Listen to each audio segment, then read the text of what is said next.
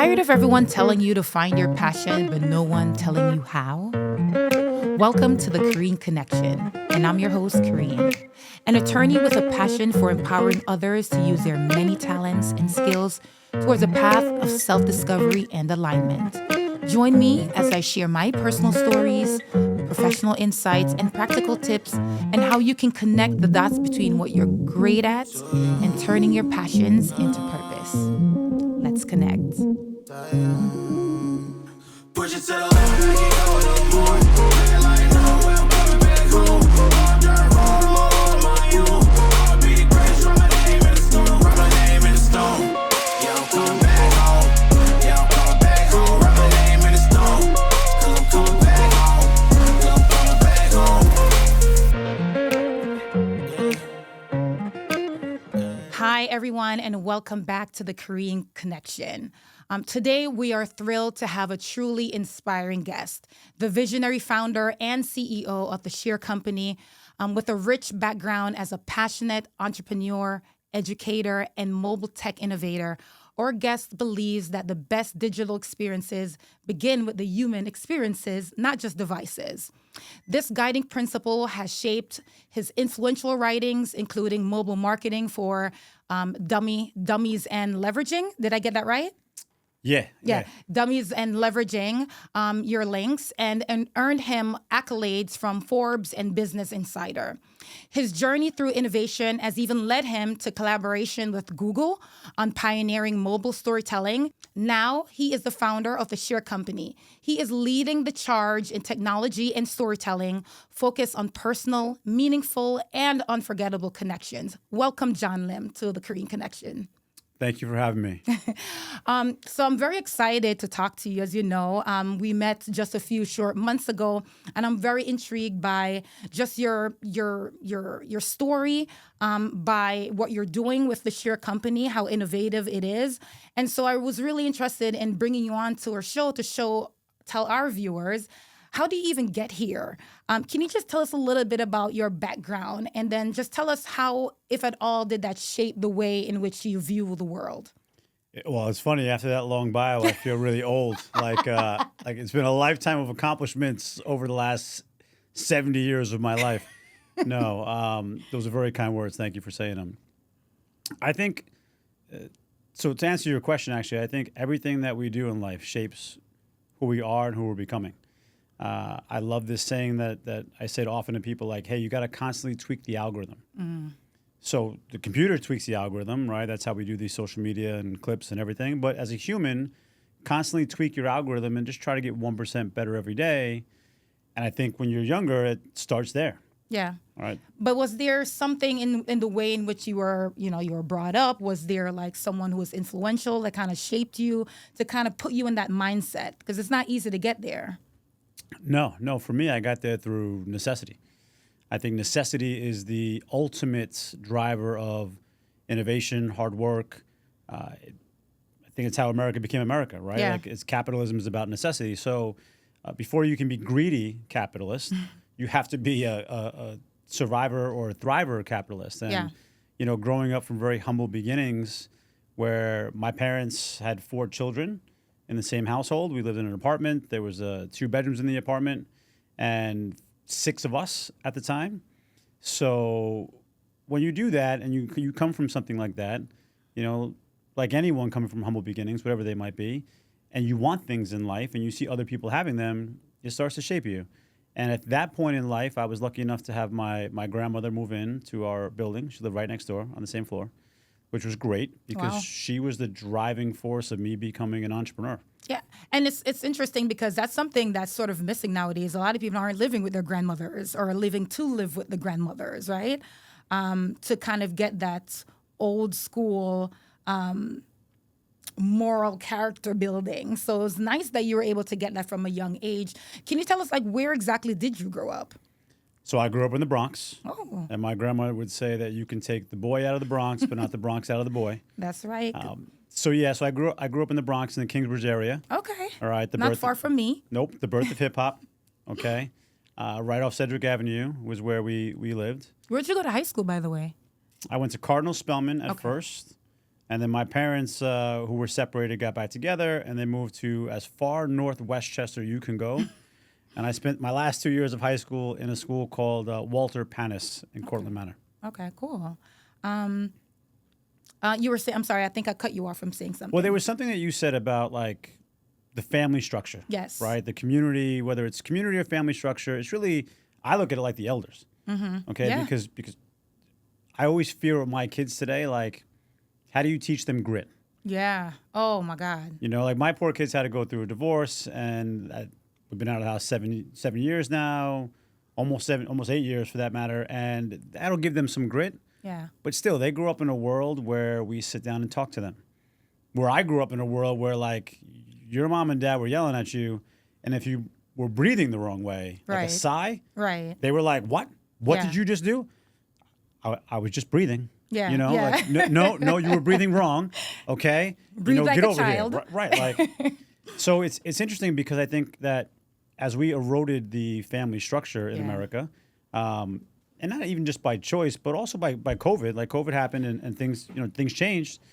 We haven't yet adapted to find, for especially young people, Yeah. call them a mentor or a parent or someone that could help Guide guide them them. the old ways. Yeah. Yeah. Right? Not every old way is great. Not every new way is great, but the combination of both Right. always finds the way. And I think the strongest people are built from a little bit of the old, a little bit of the new, and a little bit of the now. Where did you've owned several companies over your career? Mm-hmm. Where did you get this idea of ownership and entrepreneurship from? Oh, that was early on. Mm-hmm. My grandmother, who used to have a diner, and then ended up losing that and working for Alexander's, a department store that nobody would know unless you are very old. But it's like Macy's, where she worked. So at one point in life, I wanted to have my own things. My parents Okay. couldn't afford them. So I wanted to buy a new pair of sneakers, and my parents had rules because there were so many kids, and I don't blame them for that. But one day my dad broke the rule and bought a expensive pair of sneakers for my brother, and it really pissed me off. So, okay, what do? I was like 9, 10 years old, around that age, and my friend had a paper route in the buildings that we lived in. All right, man, how do I do that? Yeah. Well, the guy needs a paper route, but it's like a mile away, and you got to go there every day and so forth. All right, introduce me to the guy. Yeah. I met the guy. Of course, my mom couldn't help. My dad couldn't help. Yeah. I needed an adult to do this. It was with the Daily News. They weren't going to let me do it by myself at 9 or 10. Right. So my grandmother became my partner, Wow. and we delivered newspapers every day for 3 years. Before school, I would deliver the papers. We walked about a mile each way to deliver the papers. She delivered them with me. Then after that, she took 2 buses to work, and I walked to school. I'm gonna pause to take that in for a second because I mean there's so much going on there, right? It's the fact that there was an adult in your household that was willing to make the sacrifice along with you because that was a major sacrifice to take you to the route and and back before going to work to sort of instill that discipline that you clearly followed throughout the rest of your career. Definitely shaped you, obviously, but how impactful that is, and unfortunately, a lot of time and the current society we live in doesn't allow people to be able to do things like, or they don't do things like that anymore. So yeah, I don't think it's the time. I think it's the people. I think the people. Even myself, like I think about it, like, okay, would I get up every morning right now before my son has school, Yeah. before I have work, before getting the kids ready, and Yeah. all this other stuff, and do it? Now, my grandmother was my grandmother, so she didn't have the kids. So, okay, take that part off the plate. right, But anybody can do it for anybody else. yeah, But I don't know that we're in that society. And I'm going to tell you, Right. you brought up about the discipline side. So we had to walk a mile. Now, listen, rain. We grew up in the Bronx, so rain, snow. We had all the weather elements. And every day we had to deliver the papers. yeah. And then every week we had to go collect the money. So it was a real business. It wasn't like just dropping it Routine, off. right. There was no internet payments and auto payments. No, we had to go pick up cash. Right. Pick up Cash your check. or a check every single week. Yeah. When I was in 8th grade, okay, so now here I am, 12 years old. Of course, like any 12-year-old, hitting the hormones, playing basketball. I was blessed to be a popular kid. I knew it all. Every 12-year-old boy knows everything, Yeah. okay? Yeah. But I was in 8th grade, and I had an earlier class for math. So I went to a different school for math in the morning, Me and a couple of students that were advanced in math. So I did that. And I remember one morning where I was exhausted. I was up too late watching TV, passed out on my grandma's couch where I basically slept my entire time frame since we did the paper out. And she got up. She delivered her half of the papers. So when I woke up, I thought I didn't have to do it. I was like, Grandma, thank you so much. She goes, thank you for what? And I was like, for taking care of the papers this morning. No, I delivered my half. Your half is by the door. That is insane because, and you know, that's such a realize like kids lack discipline now. And we like, you know, we complain about it as parents, like, oh, they don't have any discipline, they don't have any drive. And we lack discipline as the parents, you know, in order to do what we're asking of these kids mostly. So, wow, I mean, that's so, I mean, the fact that she did that without, you know, it's so easy. She could have done that for you, but she decided to only do her half. And that lesson clearly stuck with you today. Like you have to finish what you start. Yep. Right? And your responsibilities are simply just that, your responsibilities. And those things are so lost on everyone, adults and children alike nowadays. It's so true. And it hit me with gratitude. Yeah. Like I live life through a grateful lens, and that hit me probably the first injection of gratitude, like, okay, wait a minute. I should be grateful that I have someone doing half the route, helping me. Yeah. As opposed to feeling entitled, like, all right, she'll handle it for me. Right. And she was like, no, you do it yourself. And I remember Right. that morning, like I got up, I was... Did you feel gratitude in that moment though? No. Right. No. So the funny thing is that the Sunday papers, okay, people don't recognize this now because they're not so big, but the Sunday papers were thick. You know, today's Sunday paper of the New York Times is probably the thickest paper, but that used to be the Daily News was really thick paper. We couldn't carry them in our bag. We had to use like a shopping cart to go deliver the Sunday papers. Right. And every Sunday we delivered the papers. After that, we went to church, and then we went to have breakfast together, all right, to get either a donut or we went to the diner, depending on how business was. And, you know, in that time frame, that's when I felt the gratitude was that during that week I was pissed off. I had to go to school. I had a lot to get done. You didn't know Grandma had the finals. I'm in a different class. Like, I'm blaming her for not doing it. Right. And I recognized later on that's entitlement. But that Sunday, when we did it together again, I recognized, like, okay, I'm so grateful that I don't have to do this by myself every day. Right. Now you had a new appreciation for her that you didn't even have. Right. Because you had her from the very inception, so it's just you and her. Yep. And you took that for granted to an extent until you realized that this is a choice that she's making too. Right. It's not even intentionally taking them for granted. You're just Right. naturally taking it for granted as a Right. kid. Remember, I'm 9 and 10. I don't know anything. Right. So that taught me gratitude and my first portion of leadership, because what I did was I saved every penny I could for the next few months. And then I took her on her first trip ever out of the country, mine too. And we took a bus ride up to Canada with like a tour bus ride thing. Yeah. So we did that together, and that was my gift to her. Wow. How old were you then? 10? Wow. Yeah. That's Whatever amazing. age you are in like 6th grade. Yeah. Like 10, 11, right. Yeah. About something like that. 10, 11. That's amazing. You know, one of the things that I truly admire about you is your drive. So to know and to know what the beginning story of that is pretty inspiring. Not for me now as a parent to kind of look at things from a different lens now in terms of one, holding these kids accountable to the things that they say, you know, that you say and the things that they say they're going to do. Like that's extremely important because, you know, something that I struggle with personally is just, you know, maintaining the routines and holding the kids accountable because, you know, especially as a mom, you're so soft on them and you pull at the heartstrings. Yesterday I went to the pool by myself, and when I tell you it took everything out of me not to like go home and tell them to pack up, but they didn't deserve to go, you know? And I kind of wanted to show them that, you know, sort of, you know, in a small way that there's a choice in the things that I choose to do, right? In terms of not necessarily your education or things that, you know, of health or that importance, but things that I'm sort of giving to you out of just for sheer experiences. It's a choice that I'm making as an individual to do that. And there has to, you know, it has to come from, you have to be grateful for it. You have to be able to express gratitude. You know, these kids have this sense of entitlement. So in order to break them out of that, it's quite very hard. Listen, I think it takes a lot to find gratitude. Yeah. I love Shaq's quote, or he says to his kids, like, listen, man, you're not rich. I'm rich. Facts. flex. Okay? They think they're like, rich. You're not rich. I'm rich. Remember that. Right. And you can imagine, man, Shaq's almost 7 feet tall, 300 plus pounds. Millionaire, you know. He says it with a straight face, Yeah. like, no, listen, son. You're My not money. rich. I'm rich. So, you think about that, like it's yes. How do you? It's a hard balance. Yeah. Right. Yeah. Like my generation is probably the last generation to get beat by their parents.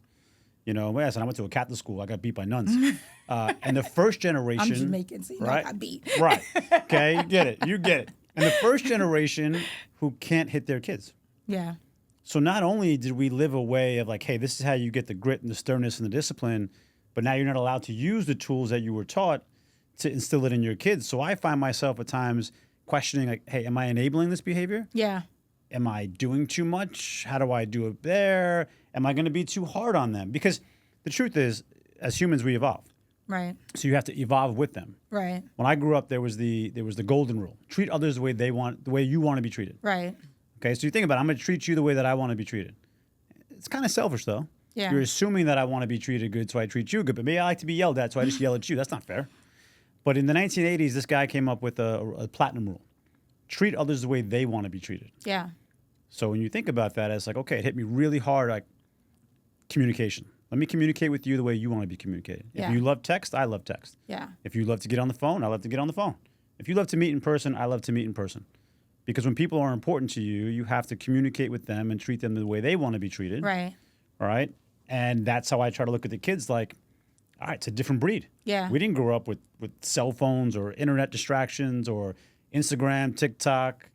It's insane. So their attention span is much shorter. Yeah. And I have to adapt to that where it's not the kids being impatient. It's the kids just having a shorter attention span. Right. And, some of the things that you just sort of discuss, a lot of those elements are in the companies that you have created over the years, right? That element of connectivity, that human element of just sort of, remaining connected to what people need and desire. So just tell us a little bit about how is it that, or how intentional are you in bringing those principles to the products that you put on the market? Extremely. So Yeah. I build everything through a psychological concept. I bring it back to the 1920s. Like, how would you handle this in the 1920s when there was no technology, but the speed was still fast, or there wasn't this? Like, speak to humans the way you can, and then inject the technology. Like, you're an amazing lawyer. The law is the law. It's written in books. It's black and white. It's the law. How you deliver your speech or how you use the law and the words you say is the difference of a good attorney and a bad attorney. Right. All right, so technology is just technology. The phone is a phone. The buttons are the same for all of us. Yeah. Right? It's basically like the law. It's black and white. When you build a product that leverages technology, you got to think about the human, the emotional feel. How are they going to interact with that? Yes. So if I can sell you something as a good salesperson, amazing. Now, how do I say that without having the opportunity to say it to you? So I build the products in that way. Like, a good example is Relive the Moments. Yeah. So Relive the Moments is NFC-enabled products. We take an ordinary product, we put a chip into it, and we allow you to take it with your phone, tap it, and make it come alive to now be an extraordinary experience. None of that is groundbreaking technology. It's putting pieces together. Right. For us, what's important is what happens after the tap. All right, so now you tap it, and you get to relive these beautiful moments in like a Right. private TikTok or an Instagram. And now the feeling of that is what really makes it come alive. Right. And how we thought about that is that life is made up of a series of moments. It's all life is a series of moments. Okay, the phone has made it very easy for us to capture those moments and made it very affordable to keep them. But everything else has not caught up. Yeah. We buy souvenirs to trigger our brain of nostalgia to be like, oh, that trip to Jamaica we took, Kareem, was amazing. Right. Do you remember when you jumped off the cliff, right, in the bay and so forth, and I was afraid to do so? We smile and we laugh. The moment warms our hearts. Right. But now you go buy a souvenir in Jamaica, it's a magnet, it says Jamaica, it doesn't do anything. Right. And if you can tap that with your phone and we can relive the moments whenever we want to, Right. not the ones that we're posting on Instagram, the cool pictures we have of that case. No, the private ones. The actual moments. Yeah, the ones that are living in our phone. Right. Right. So psychologically, I think of what's going to make you feel like, And then how do I make it really easy for you to do without anybody having to explain it? Yeah. So that's really what we focus on the most. I often get, hey, John, I'm not a tech guy. Yeah. Yeah. How do you deal with those people? Neither am I. Yeah. Right? I'm a wannabe geek. I love my geeks, okay? I can speak it, but I can't write it, so I'm a Yes. wannabe geek. Yeah. It's one of the reasons I love AI, because it's allowing me to learn how to write a little bit geek in this nature, where in the past I couldn't. But as a wannabe geek, the best technology is the one that just works. Yeah. And luckily for you, I mean, intentionally, relive is not something that requires any work so much on the part of the consumer, because it's a product, all you have to do is simply upload the pictures to the product, and then they just live there. So it's not, and then you just tap. Yep. So, and you don't have to continue. You can add photos, I'm assuming. You can take photos away, but the memories will always be there. And you don't have to do anything each time in order to experience the joy. You just tap and go. Right. It's something that you do every day. Every Right. time that we try to build something, it's like something you do every day. Yeah. So you know how to upload pictures. You know how to store them. You're just basically putting it in a coffee mug, or you're Yeah. putting it in a coaster or a picture frame. Something that when I'm at your house and I'm like, oh, that picture is amazing. Where was that? That was in Jamaica. Hey, I've been meaning to go to Jamaica. Tell me about it. John, just take your phone, tap it, and now you can relive it. Plus, I get to relive it on my phone. Right? One of the things that we talk about often in today's society is, if I said to you, okay, listen, let me see your pictures from Jamaica. You're going to sit next to me. You're going to unlock your phone. Yes. You're then going to open up your photos, and then you're going to look at them, and then you're going to show me with your hand by doing it. You're not going to give me your unlocked phone with unfeathered access Right, to right. your pictures. Right. Matter of fact, if you did that right now, we were sitting here, okay, and I hooked you up to like an EKG, your My heart would rate? start racing, right? Like, okay, how many swipes right was that? Wait, Swipe did right I only. did I move that picture? Wait, what picture was that? But so the anxiety that happens when people Yes. use your phone. That's right. So in this case, it's a memento, a souvenir, a physical item to trigger nostalgia, but makes it interactive so people can actually relive those moments with you. And if they can't, then you still have the link, so you can send me the link while you're in Jamaica. Like, John, follow along. Just click this link anytime you want to. Yeah. How do you, for someone who is in the the digital space, technology is moving so fast. How do you keep up? I think you close your eyes. I think part of the problem we have today is that every day there's some new AI thing happening. All right, and we get distracted. Yeah. Okay, so the signal to noise ratio is something that I try to monitor a lot, and it's there's so much noise. Yes. Right, forget about being a parent and the personal stuff. Just in the world of business and technology, there's so much noise. Right. So what I try to do is I try to build something. All right, I know it's going to last because it's tied to the mobile device. It's going to be around forever. It's tied to NFC technology, so tap to pay, be here forever. Okay, and it's tied to the human emotion of remembering moments, right? Which in our phones we have so many pictures. But aren't they moving to your fingerprints and so what do you do when you're like, okay, how do you handle the anxiety, because you're building a company, Yeah. and then in your mind you're like, oh my God, maybe like in the next year this company is going to be obsolete because now they're just going to be using fingerprints instead of a tap feature. But even if you use the fingerprint, here's the beauty of trying to build something that you think is going to last, right? So even if we move to fingerprints, okay, where we had to touch something, okay, then it's whatever happens after the tap is the most important. So the technology gets you to the tap. Right. Okay, we can evolve in that case. If you go from mobile device and tapping to fingerprint and tapping, or we all wear meta glasses and all we got to do is blink twice, Right. you still want to access those moments. Right. So the albums that we build, the link that we have, there's always going to be a link. Okay, there's always going to be a link, and there's always going to be these moments you live. We combine that. How you get to the link really doesn't matter. Okay. All right, today it's the mobile device. Tomorrow it might be meta glasses. Yeah. In 20 years from now, you might just be sitting here and just be like, tap the side of your head, and, Right. and all of a sudden it comes up. It has to come from somewhere, Yeah. right? Because we're just re-triggering our brains to find the contents. I make it really easy for you to find the content, and we'll evolve with the times. Right. That's a really calming way of looking at it, because in my mind, I would sort of like be in a state of anxiety a little bit. Like, oh my God, am I going to put so much time and effort into this thing that might be obsolete next year? But when you're thinking about the human elements of it, that's never going to die. Right. Humans don't change that much. Right. When you think about it, it's funny because you think about the evolution. When you Google evolution, we go from like the on all fours, right, to being the standing ape to being a human, and then it stops. But the evolution of the human still continues. It's continuing. Right. Right. So our minds are changing, and I love neuroscience, and I love the brain, and I love people. Like my expertise is in people. Yeah. From straight people watching from birth because you had to learning about people and people we change a little. Like good example is when we were doing commercials in the 1950s, 60s, 70s. You had a minute to do a commercial because the captive audience was there. Right. Digital, fast forward, internet, now you have 30 seconds, right? YouTube, you have 30 seconds. Yeah. What I found out yesterday is that when you do a TikTok ad, you have 3 seconds. That's insane. 3 seconds to get you to grab them. To get you to just stop, but only 6 seconds for a commercial. If you upload a commercial that's 15 seconds, you just failed. Oh, wow. Right? The last 9 seconds should just be you saying thank you. So we were running tests yesterday, like 6 seconds. When you think about 6 seconds, I have 6 seconds, okay, to tell you what I want you to understand. Yeah. And buy it. And buy it. And buy grab it. grab your we'll make you stop scrolling first. Yeah. And then for you to listen for a few seconds, enough to want to even listen to the remaining 2 seconds of the video. So what is the strategy for doing that?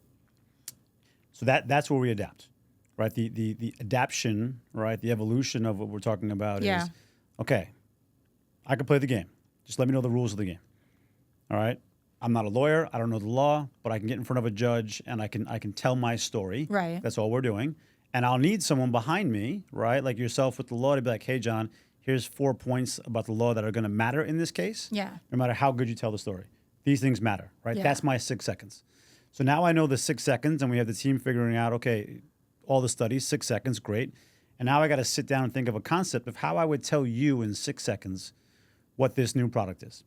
And if I can say it to you in 6 seconds, so I'm right now, when I found this out yesterday, I've talked to almost 15 people, okay? And I've been trying to tell them the story of our new product called Happy Tap. In 6 seconds? In 6 seconds. That's insane. Right? I put the phone on my timer, I put the timer on my phone, 6 seconds, and I'm trying to tell you in 6 seconds without being like a fast talker, here we go. Yeah. No. 6 seconds, how do I get it and do it? And I'm close. I'm down to 9 seconds. Yeah. Obviously, we can speed the voice up a little bit to make it 6. But I think by Monday, okay, because we're going to put this out August 1st, called Happy Tap. Okay. By Monday, I'll be down to 6 seconds. Okay. Yeah. So daily, you're working on it daily. Fortunately and unfortunately, my brain doesn't stop. Let's talk about that for a second. How do you, for someone who's in this sort of innovative, fast-moving, pace world, how do you calm it down? How do you stay focused? How do you prioritize rather than, being all over the place? And how do you control your anxiety? I know those are a million questions, but, start anywhere. So let's go with the anxiety. Right? The anxiety is the easiest one for me because I don't have anxiety. Anxiety is about the future. Depression is about the past. All right, so I do everything I can to live in the present moment. Okay. All right, so to prevent anxiety, there's a statement called future tripping. I don't trip over the future. All right, the future is going to be what it is. All right, I can't control the future right now. I can plan and do things to try to alter the future, but I can only do what I can do today. Yeah. Right. I think there's a saying that we call it the present because it's a gift. So the anxiety part is not difficult for me. Yeah. Because I can quickly be present. We have this. I have this. Is that saying. something you have to train your mind to do, or is that how you are naturally? No. So scientifically, it's very easy to become present. It's hard to stay present. So there's a saying I have in my house, right? It's a neon lights with like a green background, and it says neon lights. It's a white light. It says, "Be where your feet are." So if you literally anywhere in the world you are, and anyone listening to this podcast right now, if you just look at your feet and say, "Okay, I got brown shoes on. I'm here in this brown floor, this wood floor. I'm in a podcast studio. I'm doing a podcast for you right now. I'm present." Yeah. Now, after I do that and ground myself, yes, I might think about the fact that I got 700 emails. Okay. Right. Getting present scientifically, just literally be where your feet are. Look at your feet, and your brain will automatically put you in the present moment. Oh, wow. Now, you have to have discipline to stay there, but Right. that'll happen. That's a great tip. That's a gem. Yeah, so be where your feet are. Yeah. So the anxiety thing's not that big of a deal for me in that case. To shut my brain off, which is extremely difficult, I play basketball. So playing basketball 3 times a week is one of the ways that I completely shut my brain off. Any other workout for me, Yeah. like boxing, swimming, running, all those things, my brain is still moving in between a break or not. But playing basketball, because you're constantly moving, I'm constantly thinking in basketball. Yeah. Strategizing. Right? Strategizing the entire time.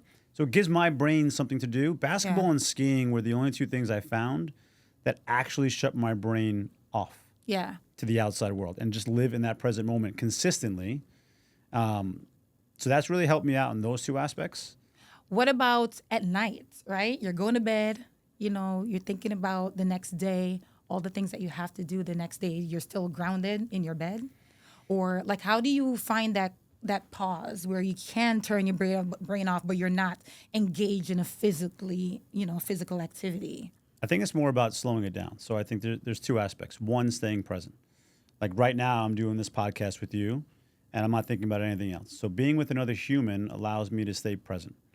Now, granted, that doesn't solve the timing issue because you still have things to do, but I've allocated the time to be with you.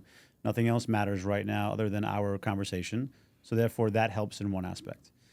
As being at night in bed, usually I do like a guided meditation. Okay. All right, I'll put some Audible on. There's like a 10-minute guided meditation that I listen to from a guy named Bram, and essentially just puts me right to sleep. Yeah. Because that's how I would shut my brain off. And if I couldn't do that, what I used to do before I found the guided meditation is I would relive a moment. Literally, I just thought about this now. It hit me. I can't believe that we called the company that. But I would.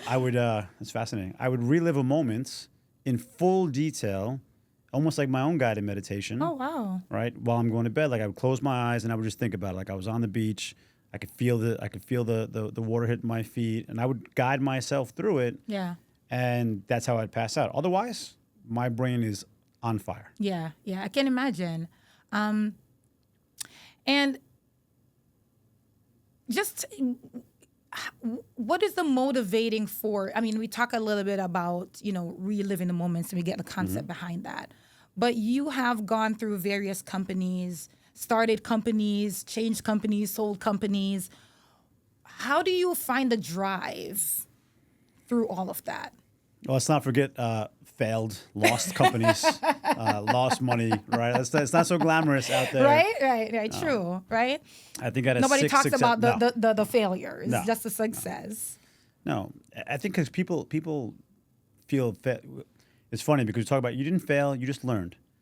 All right, listen, I'm tired of learning. How about that then, all right? Okay, I'm tired of learning. I don't want to learn anymore, right? Can I take a break from learning? Especially when money is involved. Right. I mean, I'm 47 now. Like the idea of a new startup wasn't my dream. Yeah. Wasn't like I was sitting on a ton of money and I was like, I'm kind of bored. Let me do something new. No. The majority of companies that I've started are out of necessity. Yeah. Since my paper route.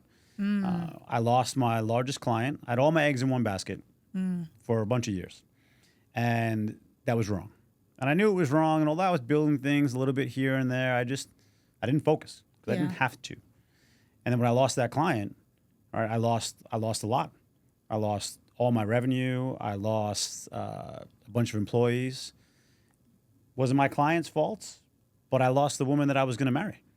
Right? So her dad was the owner of the company. Oh, wow. So in that year, I lost a ton of things that had happened to me, and I don't have a resume. Yeah. Like, sure, you read a great bio and there's a great resume, but I never graduated college.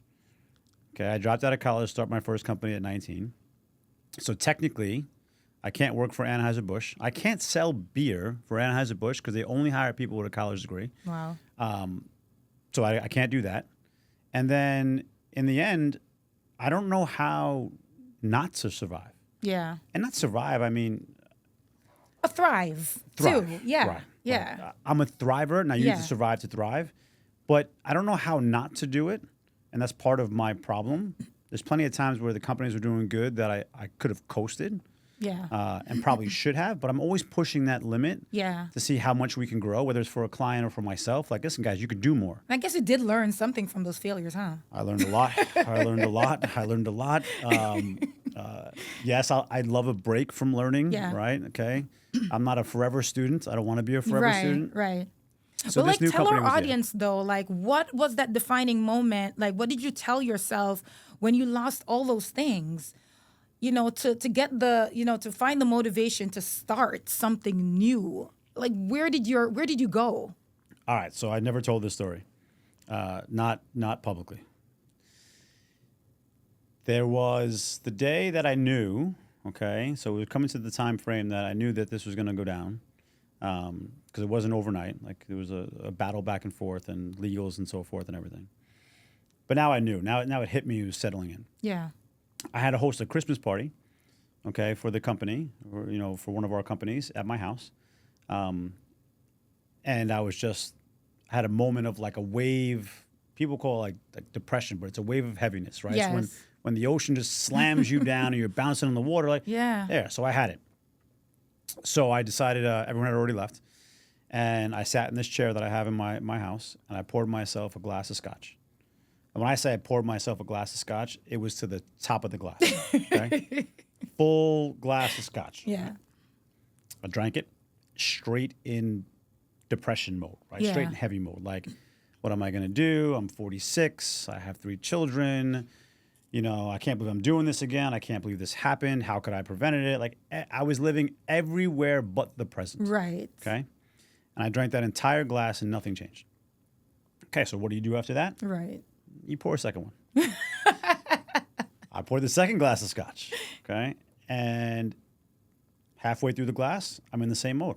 Yeah. I'm in the same mode, like, all right, fuck it. I'm just going to keep going and deal with it. And now I have to get a job. Yeah. I have to build a resume. I've never had a resume. In my entire life, I've never actually had a resume. That's pretty impressive. It's sometimes, yeah. It's a little impressive, a little sad, a little whatever, but yeah. I've never had a resume, right? It's how you look at your point of view. But halfway through that second glass, I started thinking about my kids. Yeah. And I started thinking about the people around me that have dedicated 10 plus years to working with me no matter what we were doing. Yeah. We have a lot of longevity in the companies. And I started thinking about how I'm letting them down. Yeah. How I can sit here and feel sorry for myself and me, woe is me. However, there's nothing to feel sorry for. Yeah. Right? I'm past the surviving side. I've already been in the thriving mentality. I have 3 healthy children. I have a beautiful home. I have a beautiful life at this point. Like, what am I doing? What am I doing sitting here thinking about the negative? Right. So I started thinking about the assets that I had, the tools that I had, the things that I can put together, and my passion. And I always wanted to do something with NFC, because the world wasn't ready. The phones weren't ready yet for it. And so you had this idea before the technology was developed? I had this idea of using NFC in 2008, but the mobile devices always had it in them, but they didn't allow it. Like Apple kept it very private. Apple wouldn't allow you to use NFC. Google did, but then there wasn't so many phones. So as you fast forward through all the years, now we've caught up where NFC, the tapping technology, so tap to pay basically is built by this type of technology, is prevalent. And then it was like, okay, how can I leverage that and build something great? Yeah. And I'm literally sitting here drinking this scotch, okay, reliving moments in life that I'm regretting. So now I'm like, hey, we're on the positive side of the glass. We can do this. Yeah. I've never seen it done before. There are people that do crowdsourcing photos and the wedding stuff and things like that. But I've never seen anyone take it to a product. Yeah. Right? Like this bracelet that I wear right now that has this cross on it, you could tap this cross and see all pictures of my family. It's a way that I stay grounded by always having it on me. And yes, I can pull my phone up and I can scroll through, but my phone has screenshots, it has messages. Documents, it has everything. Who knows if it's going to make me happy? Right? You probably passed through an unwanted picture before you get to the one you want to see. Right. But this bracelet only is filled with happy moments. Right? You asked about the drive, like driving moments. Yes. So anytime that I'm feeling down, I have now this bracelet I can tap, and I have all the great moments. My kids, my my family, my basketball, things that matter to me. Yeah, you can relive them. I can relive them easily. So when I got through that second glass of scotch at this point, I recognized like, okay, I'm ready to go. Yeah. I'm ready to go to work. So what did I do? I drank a third glass and passed out. Okay.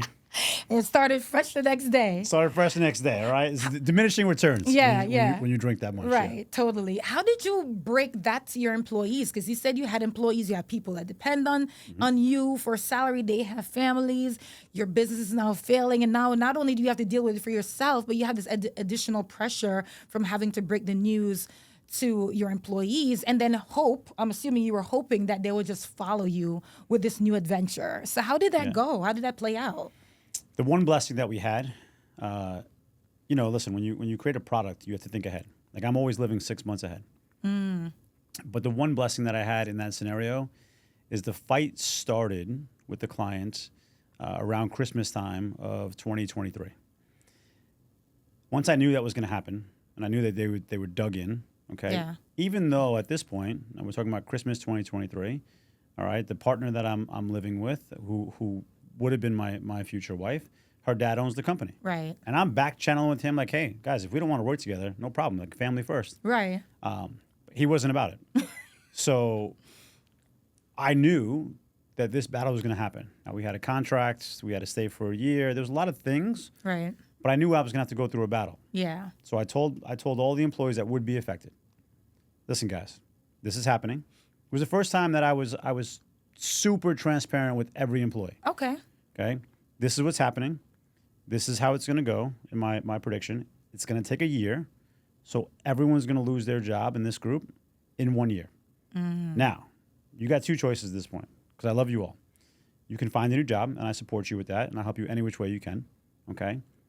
Or within the year, you can help reinvent some stuff that I'm working on or build something yourself, whatever you guys want to do. Right. And I support that. And if you want to come on this team, this is what it looks like. Yeah. Now, I can't afford you guys to come with me in the following year, right now in 2025, if we can't build it. So this is not a like, hey, John's going to build something by himself, and then we're cool, we're going to hop on that boat. Right. Nope, this ship is sinking. Help me build the other boat while we're sinking. Right. And hop on. Right. Or hop off. Whatever you want to do, I support you. You've given me a lot of years and so forth. Out of curiosity, being that your employees are now in a position where they're helping you to build a product, did that change the landscape of them being employees to a partnership, or were they still employees in that role? So for some, yeah, right. For some, it was some who came across. You get to see who steps up in that point. Yeah. Yeah. Right. So for there, I was able to see like, okay, This person's down. This person is ready to go. Yeah. Right. Some took salary cuts. Some took adjustments to make things work. Right. Some looked at the bigger picture. Some left. Yeah. And others were like, listen, I don't know how I can help because my position doesn't allow me to really do anything, but I'm on the team. I want to be on the team when the year's over. What can I do? Yeah. Right. Which takes some humbling. Like, I don't want to lose my job, but I want to tell you that I can't do what you're asking me to do. Right.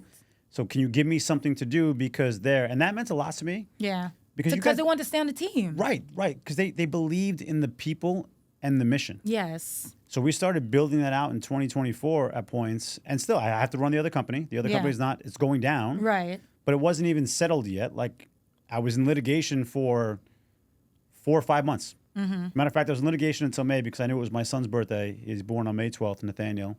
And I took him out to a one-on-one dinner. And right before that dinner, around his birthday, I had talked to the lawyer. I became the lawyer. They literally, Corinne, they allowed me to become the lawyer.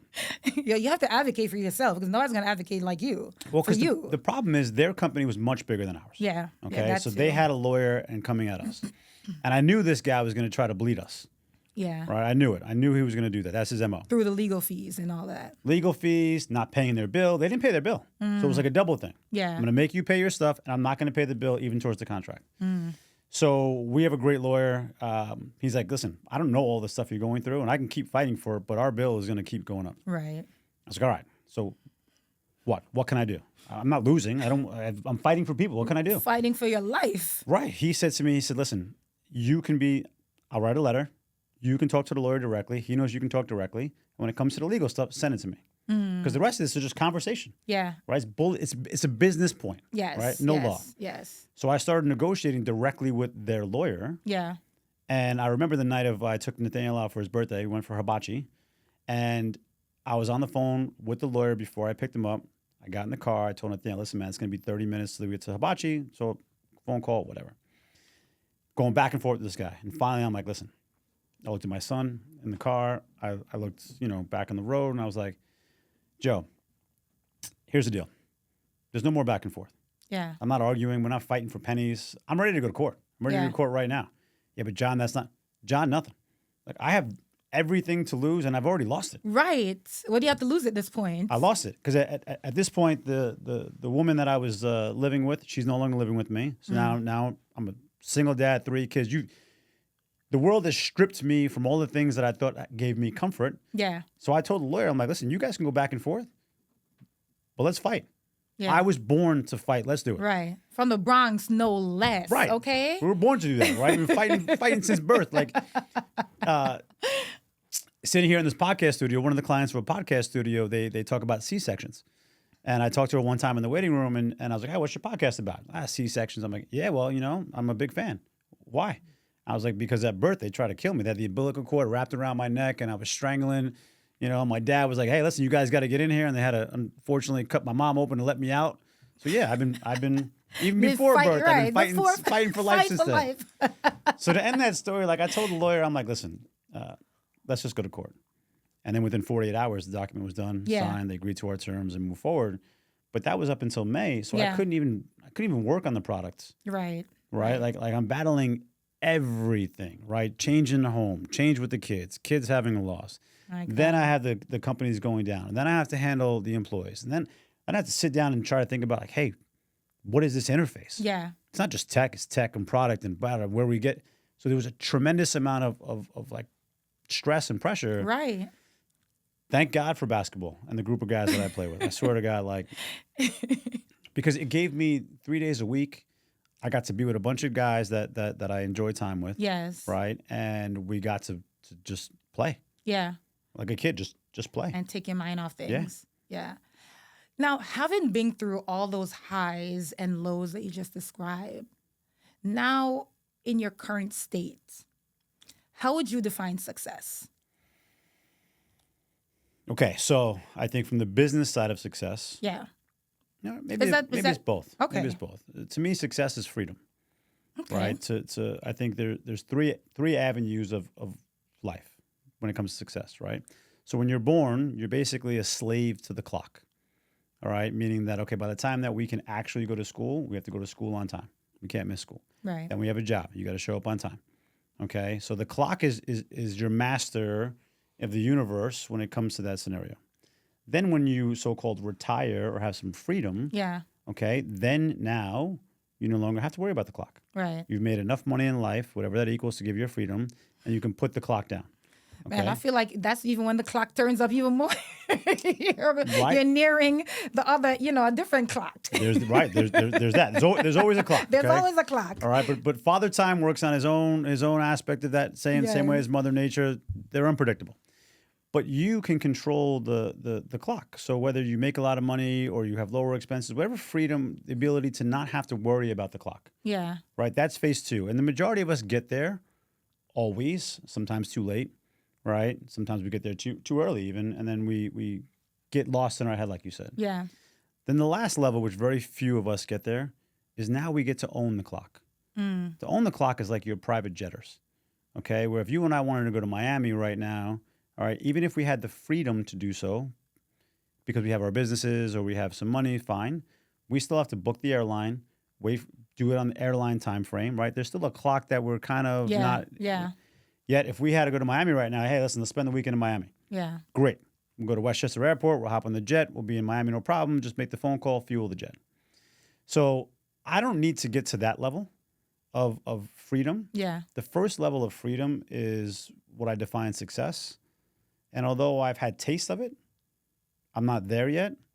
And my goal is in the next 3 years before I turn 50 or as I turn 50, that, I can put the clock down. Yeah. And everybody around me who's helped me build those businesses, build this business, can put the clock down too. But in order to put the clock down Yeah. requires some financial stability, no? You do, right? So to me, money is fuel. Yeah. All right. Money is fuel. Your car can go as far as it can go with the gas that's in it or Yeah. the electricity that's in it, Elon, these things. But Because, a lot of people, they don't necessarily tie success to money, or they don't want to. And, it's sort of like, you kind of need it to do. you're embarrassed by it, right?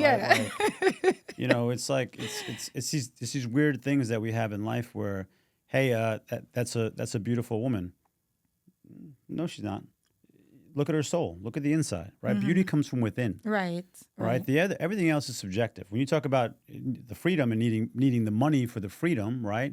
You do, but how much money do you really need? Right. That part. Right. So when you think about that, that is again totally subjective. Not to mention that you create your own prisons. We do. We do. We create. I love that saying. We absolutely create our own prisons, right? We put the pressure on ourselves. So really, to be free, there's the balance. How much money you have, fuel that you need, right? And really, how far do you have to go? Yeah. See, if you have to drive 5,000 miles, then you might need a lot of fuel to do so. Yeah. But if you got to drive 5 miles, how much money do you really need? Yeah. So what would your advice be for people who's trying to figure out how to get to the first level of success? So they would have to sit down and try to figure out, recalibrate their lifestyle and set like a end goal that says, okay, if I get here, this is what will provide me with this level of freedom that will then equal a certain level of success. I love math, right? So Yeah. I love math, and I love numbers more than maybe it's just math. But I break my day down. There's 1,440 minutes in a day. That's insane that you know that, John. Yeah, 1,440 minutes in a day. And, you try to break your day down to maximize your minutes. When it comes to freedom, to that point about the money, the mathematical formula is virtually the same.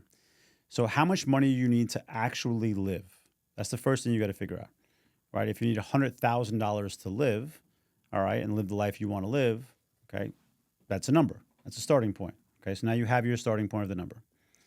Then if you just base it, at least in America, off the historical gains of the stock market, with very few exceptions of when you start, because that's the only time that it matters. So if you started before the Great Depression or you started before the Great Recession, all right, this formula might get screwed. But if you start today and just put a little every single day, then based on your number, okay, then the mathematical formula is fairly simple. So if you need $100,000 to live, then you need $2.5 million.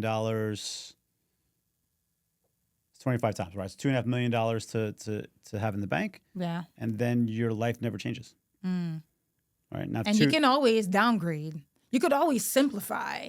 You could always get rid of the things that you don't really need. So that's in the recalibration stage.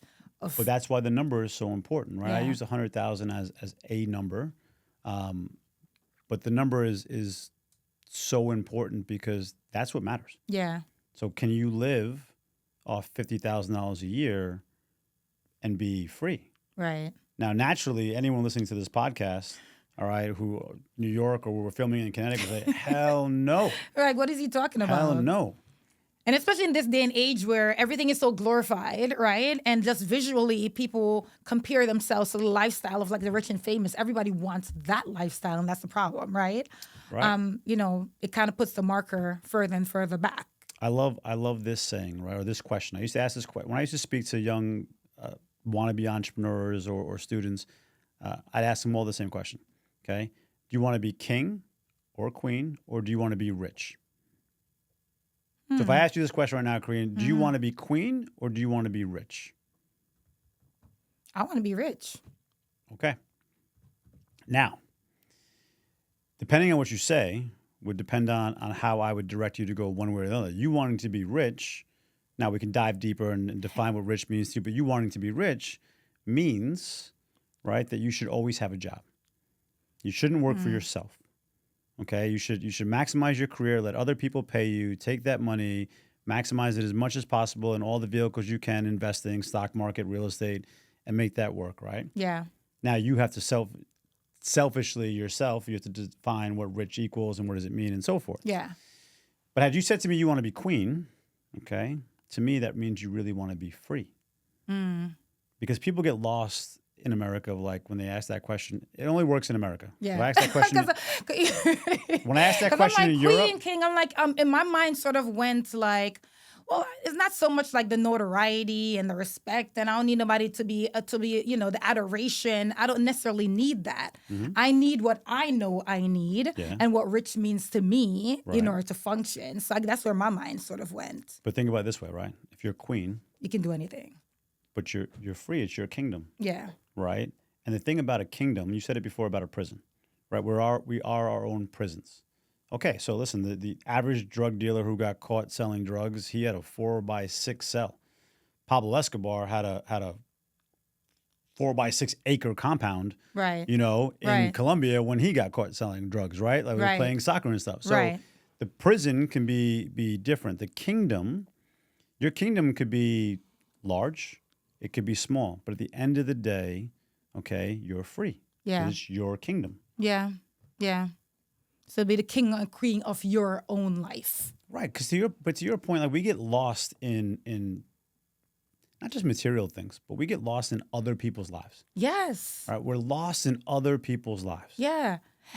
And I guess it also comes back to like, I mean, you really don't need all the stuff you think you need, and or like, get caught up in the comparison part of, what you think other people have and what you should have as well, It's fascinating because humans, we buy things, okay? So clothes, jewelry, cars, men, watches, all these things. We buy things, okay, to make ourselves look and feel better, right?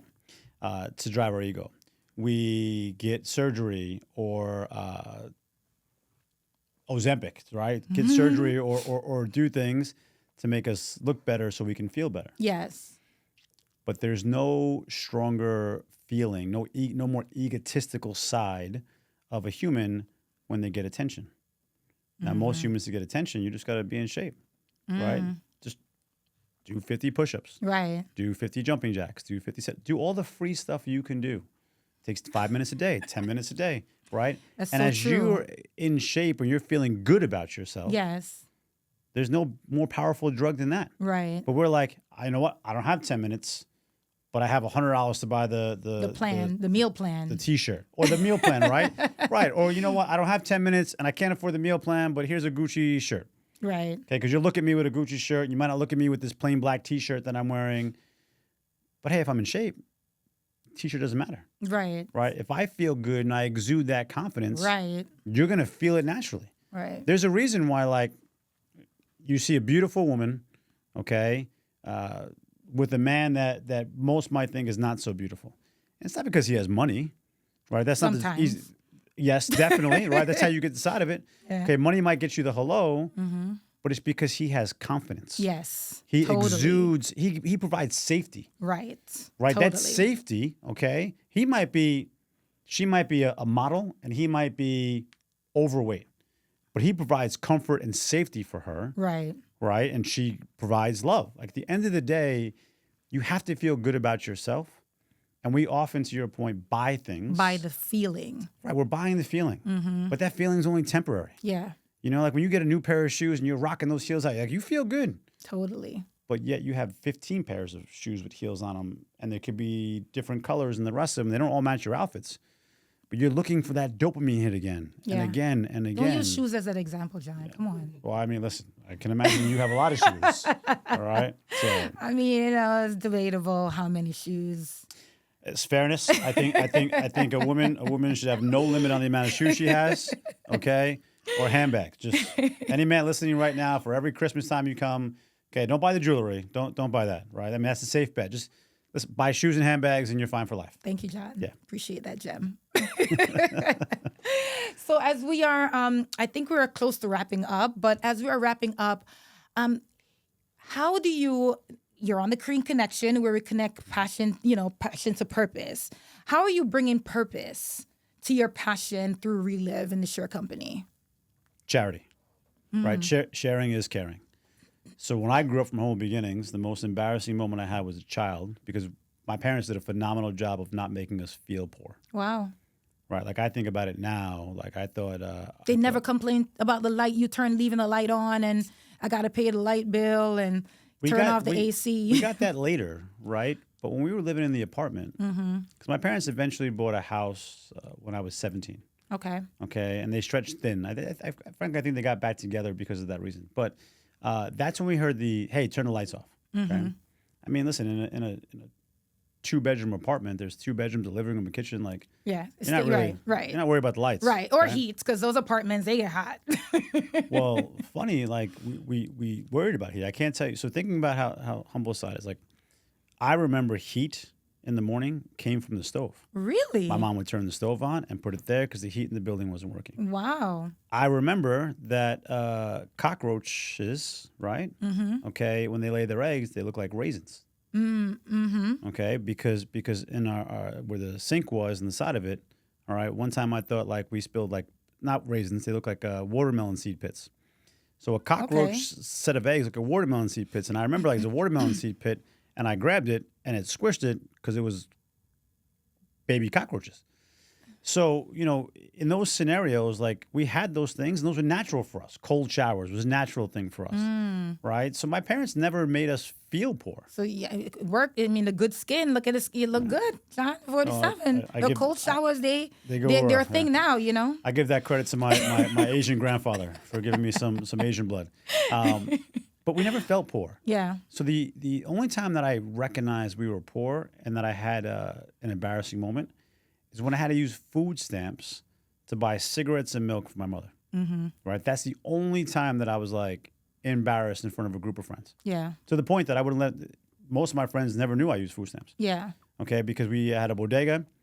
The guy knew about it. I talked to him beforehand, and we'd be in the store with my friends. We'd buy whatever we're buying, or 25-cent waters and so forth. Oh, guys, man, I forgot. I got to get my mom some cigarettes and eggs. Cigarettes and milk. Cigarettes and milk was always the thing. Yeah. Drove me crazy. We got no money, but we're buying cigarettes. So I go back into the bodega. The owner would give me the cigarettes and milk. He knew I had food stamps, gave it to him, fine. Never felt that embarrassing moment other than for myself. Right. So right now, every time we sell something on Relive the Moments or Happy Tap or anything that I'm building moving forward, we'll donate 1% of every single sale to the No Kids Hungry charity. Oh, wow. Right? Because one of the things, like, kids don't ask to be born into this world. Right. Okay? We bring them into this world ourselves, selfishly, okay, during a 60-second or a 5-minute act. Who knows what your life's about, but we bring them into this world. They shouldn't have to feel hunger. Yeah, yeah. It's a basic human need. They shouldn't have to feel hunger. So to take that passion and purpose, like I'm passionate about building this business because it's totally different for me. It combines technology and a product and things that I love and I fell in love with, tinkering back and forth on, and it makes people smile. Yeah. My other businesses didn't make people smile. They were technology businesses that help people build their business. Oh, got it. This is the first business that I could sell you something. Yes. Where like I could sell you a bracelet. Sell me happiness. Right. And all I'm selling you is the ability to have happiness on your wrist. Yes. Okay, to remind you that happiness is everywhere. Yes. Just take your phone, tap it, and go. So that passion is there. Talk about immediate therapy, huh? It is. It is immediate therapy. Yeah. Right? That passion is there. Yeah. And then the purpose is to give back. Yeah. Do you interact other than the 1% that you donate? Do you interact with these children? Do you see them? Do you physically get to see where the money is going? Not yet.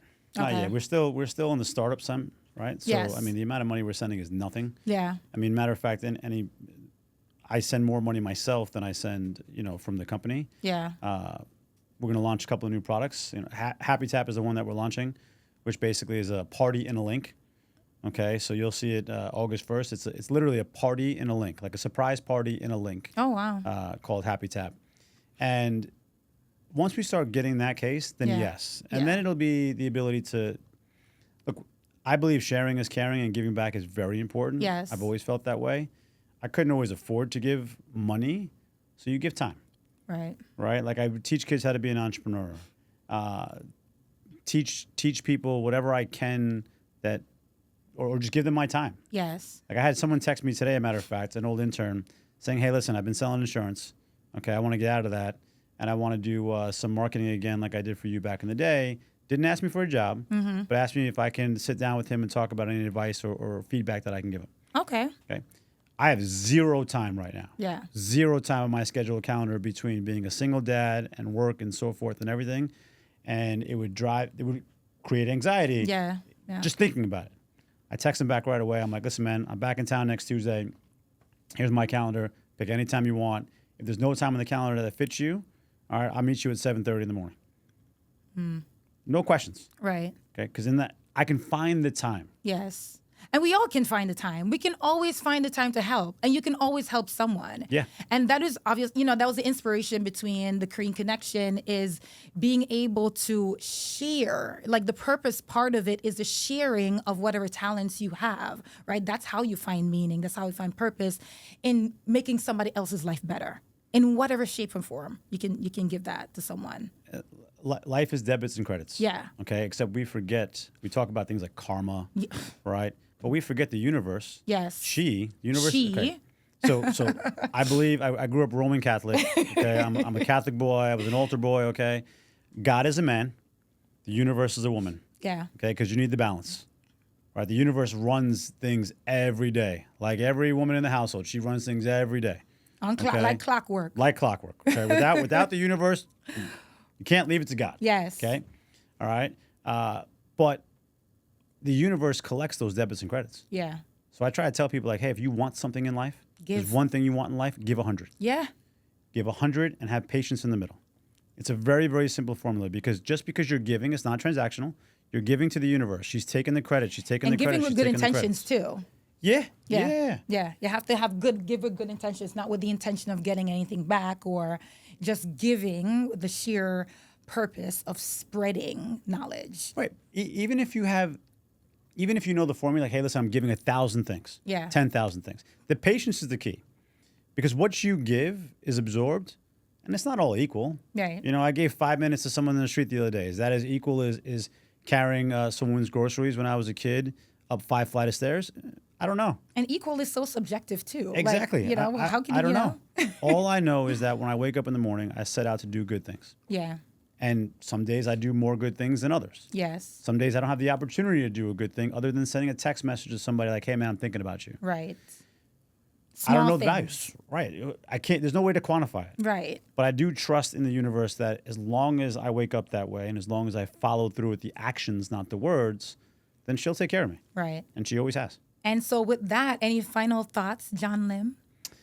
I loved being on your podcast. Thank you for I think coming. it's honor to be here. I think it's important to remember when you said passion to purpose. Yes. Passion's easy. Yeah. Well, not for Right. not for so many. Some people are still trying to identify their passions, and we help them on that show. To identify your passion, yes. But Yes. passion, the energy is easy, right? Yes, Okay, once you positive, find it, negative, yes. like your passion. So you get the Yes. passion. We all have passion. Now, what are you passionate about that you can deliver a purpose for? True. That I think is the hard part, and that's what I love about being on the podcast Yes. because people can say, listen, I'm not passionate." No.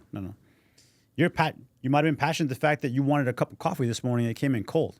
Like we often use the word wrong or forget the word has levels, True. right? Yes. So we all have passion. Yes. This podcast about taking that passion, that raw energy, molding it into your And it passion. doesn't have to be one thing. No. I'm passionate about so many things. Yeah.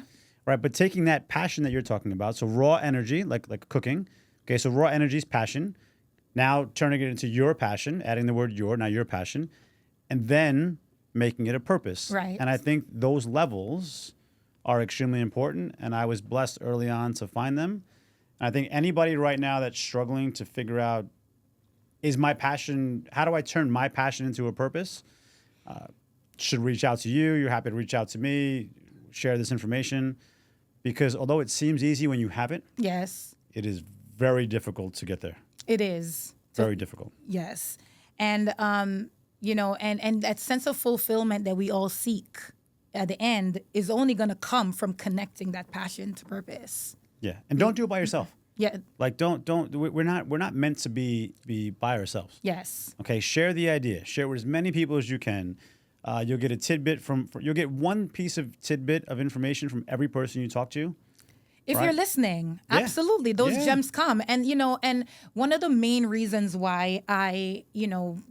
called the show The Korean Connection, not just to have my name in there, but it's really how I find treasure and pleasure in connecting with people, right? Because, everyone have something that you can learn from them. Everybody have gems, and it's about whether or not you are actively listening out for it, remaining open for those things, and then finding the connection. Whatever it is that you need or that person needs, find that connection, and you can always find purpose in all things.